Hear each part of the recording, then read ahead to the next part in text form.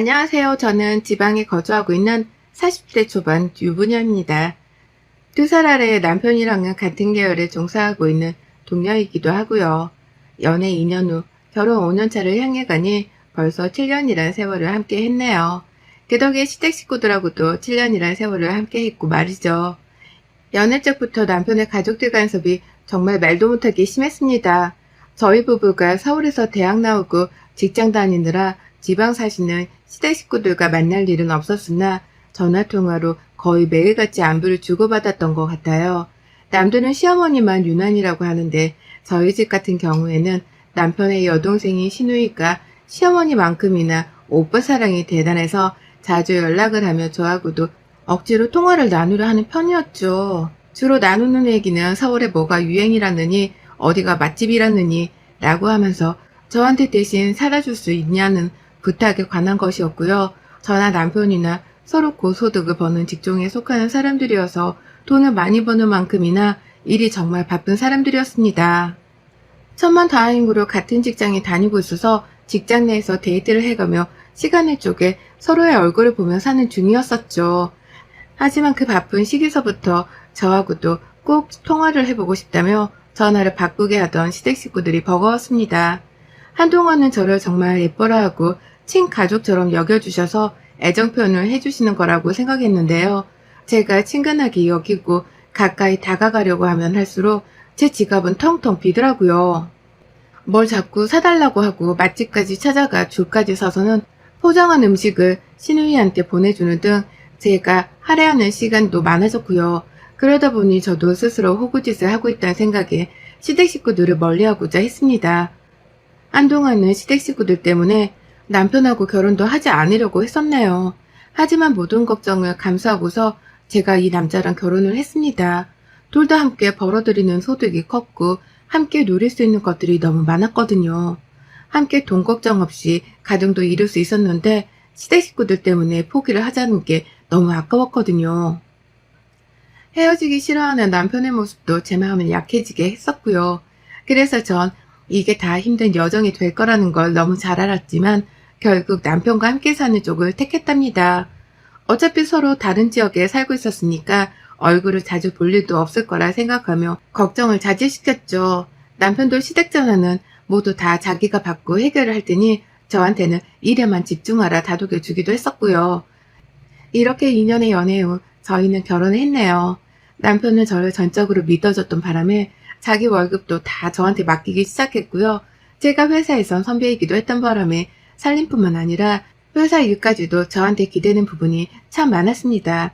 그래서 제가 가정 내에서 주도권도 좀 가지고 있었고 이 돈은 절대로 허투루 쓰려 하지도 않았어요. 아이를 가지고 싶었기에 아이를 위해 돈을 모으고 싶었거든요. 하지만 결혼 생활하며 아이가 예상보다 찾아와 주질 않던 바람에 시험관 시술이며 인공수정 비용 되느라 돈 나갈 일이 천지였고요.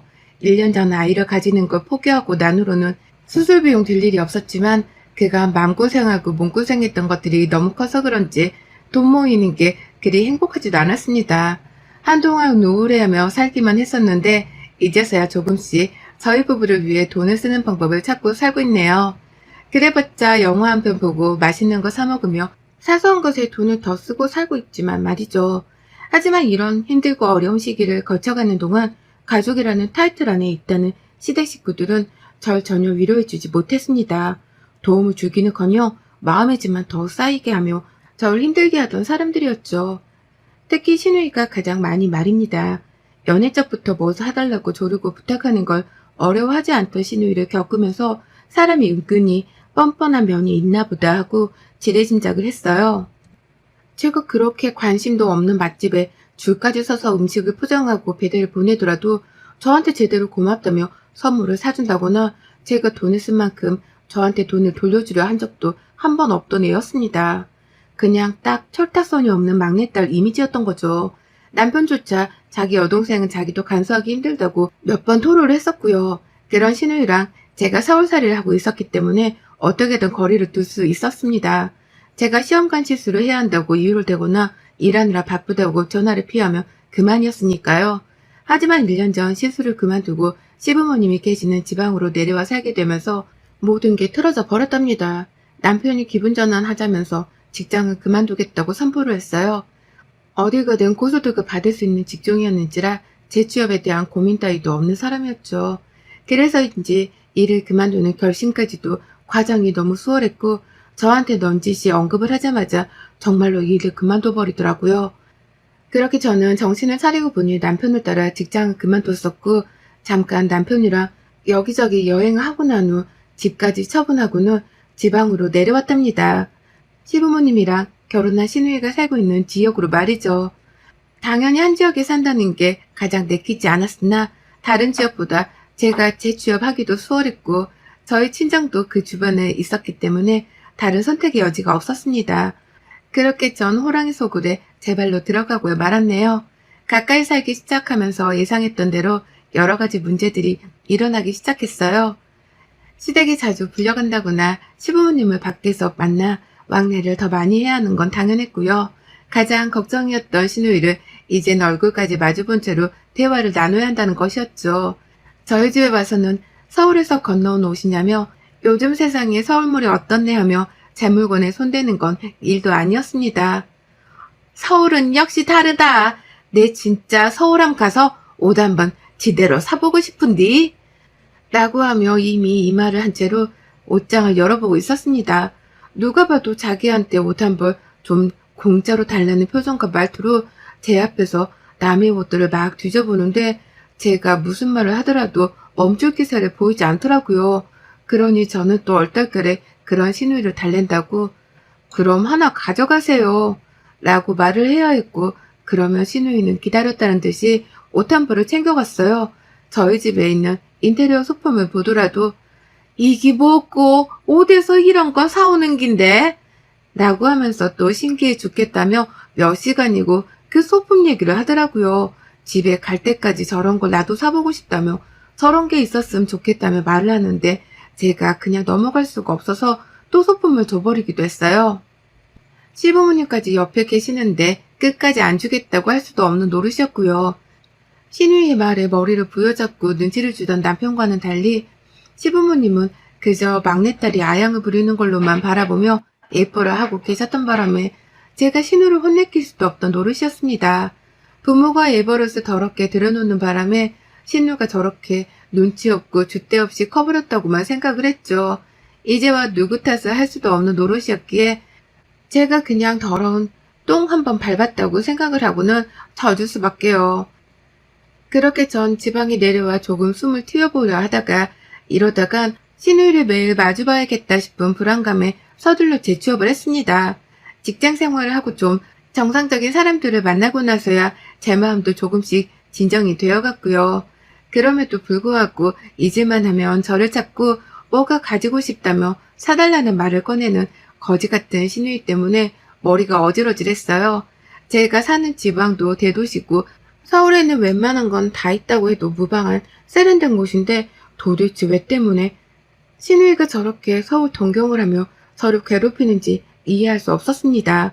사람이 덜 배워서 저러나 싶은 생각까지 들며 시누이를 향한 오만 오해들이 쌓여가는 중이었네요. 그러다 전 제 손으로 제 발등을 짚곤 뒤늦게 후회를 하고 말았어요.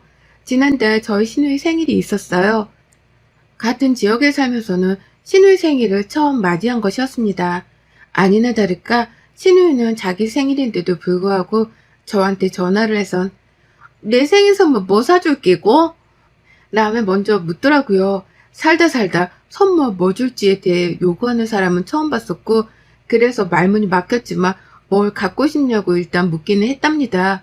보나마나 시부모님이랑 같이 밥까지 먹어야 할 게 뻔한데 제가 선물 몇 푼을 가지고서 막말을 던질 필요는 없었으니까요. 그런데 시누이가 그러더라고요. 방클 땡땡 브랜드 목걸이를 가지고 싶다고 말이죠. 까딱하면 몇백은 우습게 깨지는 그 브랜드를 시누이가 정확히 짚어가면서 목걸이를 사달라는 거예요. 말 하나 더듬지 않고서는 당당하게 말이죠. 제가 월급을 받으면 세금을 떼고서도 700만 원을 우습게 버는 사람입니다. 그런 저조차도 그딴 사치는 몇 년에 한 번을 할 뿐 대다수의 제 보석들은 저렴한 브랜드에서 대신 사곤 했어요.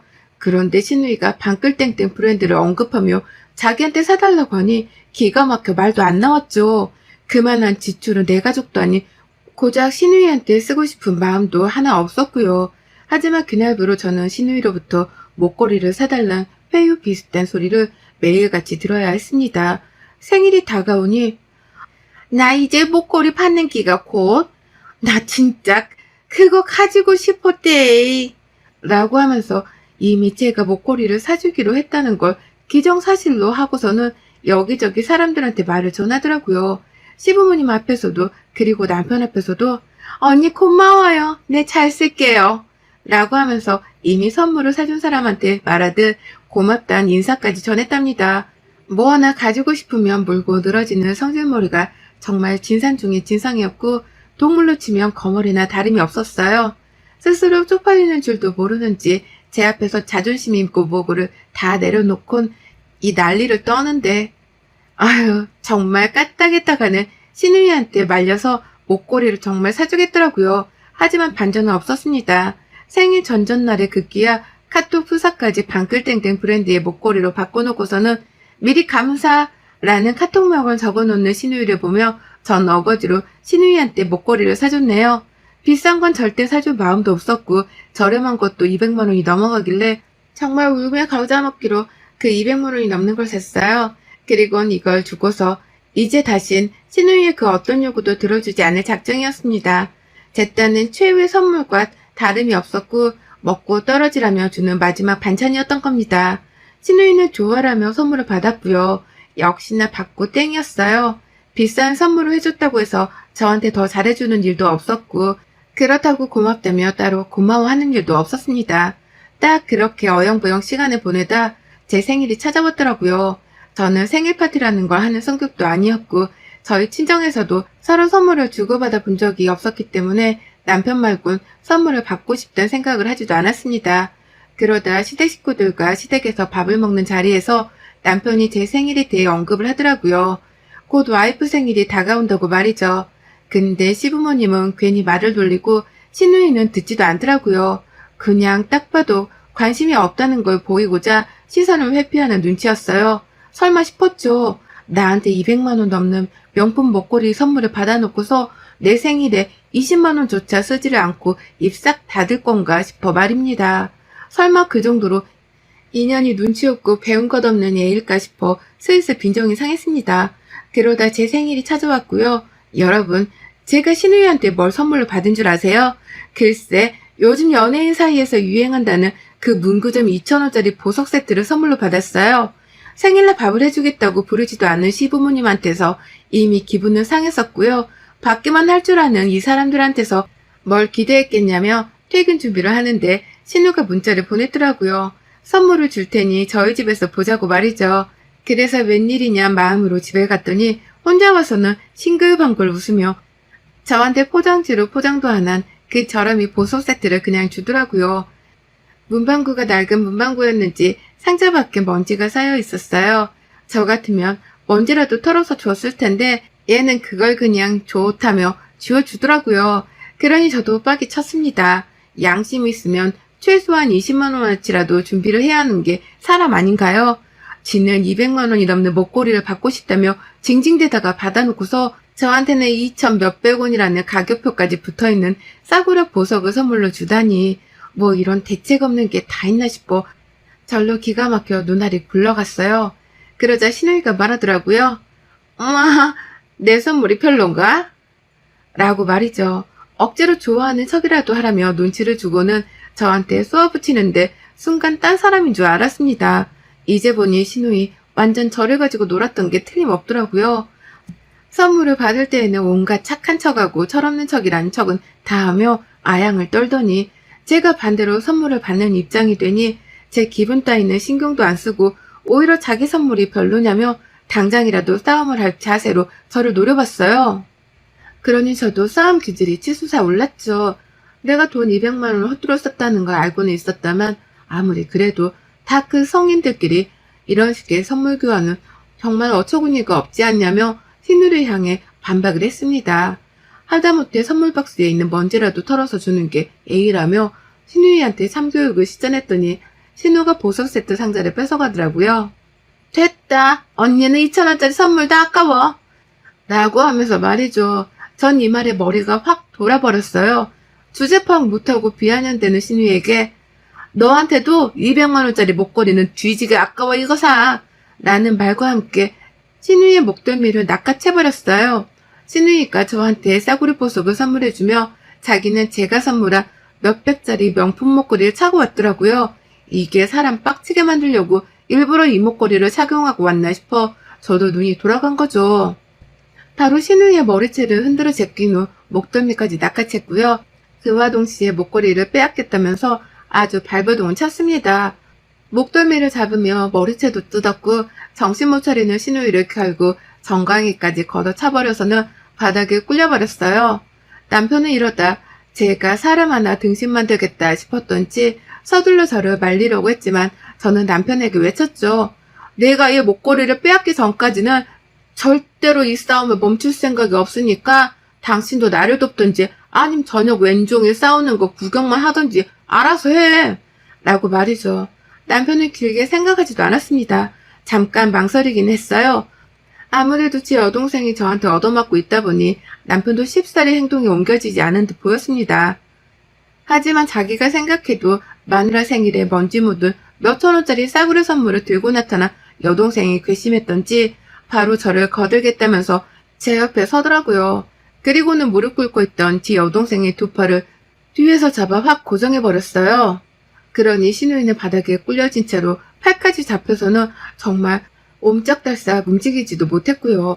급기야 화가 난 저한테 머리채를 심하게 잡혀서는 목까지 고정이 돼선 굳은 사람 마냥 저를 올려다보기만 할 뿐이었습니다. 그쯤부터 신우이도 겁을 먹기 시작한 건지 반항을 제대로 하지 못했고 오히려 저를 올려다보는데 눈가가 촉촉해지기까지 시작했어요. 저는 그런 신우이를 보며 불쌍해하기는커녕 이번에 제대로 참교육을 시켜줘서 더는 무식한 건방을 떨지 못하게 만들어줘야겠다는 다짐을 했고 그 다짐을 실행해야겠다며 신우이 머리채를 더욱 꽉 쥐어 움켜잡았습니다. 그리고는 제 두 손으로 직접 선물을 줬던 그 방글땡땡 목걸이를 빼내는 것에 성공했죠. 이럴 거면 처음부터 사주지 말걸 하는 뼈저린 후회를 뒤늦게 한 번 더 했어요. 내가 왜 자진해서 호구짓을 해서는 신우 건방을 생일날에까지 봐야 했나 하며 스스로도 많이 자책을 했습니다. 하지만 신우이한테 참교육을 하기에 아직 늦지는 않았다 싶었고요.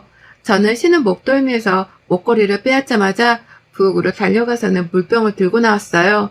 마시려고 놔둔 보리차가 담긴 물병이었는데요. 그 물병의 뚜껑을 열어버리자마자 그 안에 든 무려 2리터짜리의 보리차를 신우이에게로 물사대기를 날려버렸답니다.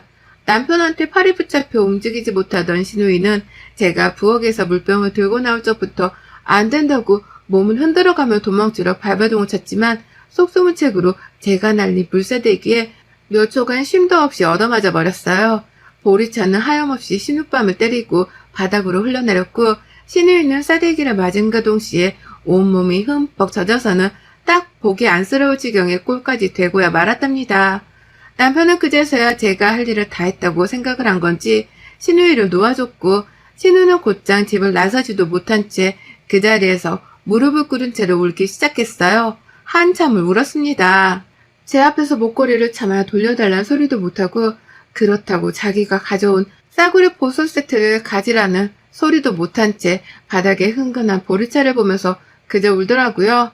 다 큰 여자애가 그러고 울고 있으니 저도 딱히 뭔 말을 해야 할지 모르겠었습니다. 일단 신우를 달래줄 마음도 없었고요. 목걸이를 돌려준 마음은 더더욱 없었어요. 시끄럽다고 오히려 우는 신우한테 물사대기 더 맞아볼래? 라며 물병을 치켜 세우니 신우가 벌벌 떨면서 그만 울겠다고 울음을 억지로 참더라고요. 그런 신우이한테는 바닥까지 흘린 물을 싹 다 치우고 가라며 친히 집안에 걸레까지 던져줬고요. 남편한테 뒷일을 맡기고선 저 혼자 안방으로 들어가 버렸답니다. 신우한테서 빼앗은 목걸이는 제 보석함에 고이고이 모셔놨고요. 이참에 나도 비싼 목걸이 좀 써보자며 그냥 목걸이는 제가 되팔지 않고 가지기로 했답니다. 그날 남편은 저 대신 여동생 시켜가며 거실 바닥에 있던 물을 싹 다 닦아냈고요. 네 언니 또 빡치기 전에 얼른 나가. 저 선물 들고. 라고 하면서 신우이를 집안에서 당장에 쫓아내 버렸답니다. 신우는 지가 사온 그 싸구려 보석 세트를 챙겨 들고 나섰고요. 저한테 줄 선물을 사겠다고 동네 구멍까지 친히 찾아가서는 그 선물을 사봤을 생각을 하니 너무 괘씸했어요. 생각을 하면 할수록 분하고 억울해 죽겠었지만 제가 신우이한테 복수를 제대로 했다고 생각하니 더 이상 억울하진 않답니다. 신우가 부디 제대로 뉘우쳤길 바라며 이제 다시는 저한테 뭘 사달라고 부탁을 안 할 거란 확신이 드네요. 그 덕에 저도 집안살이하며 이제서야 불편했던 속마음이 조금은 누그러지는 것 같기도 하고요. 200만원짜리 선물에 2,000원짜리 선물로 화답을 했던 우리 신우, 그러게 맞을 짓을 작작 좀 하지 그랬니. 그래도 네 덕에 나까지 200만원짜리 목걸이를 걸어본다. 여러분의 생각은 댓글로 남겨주세요. 오늘 또 시청해주셔서 정말 감사합니다.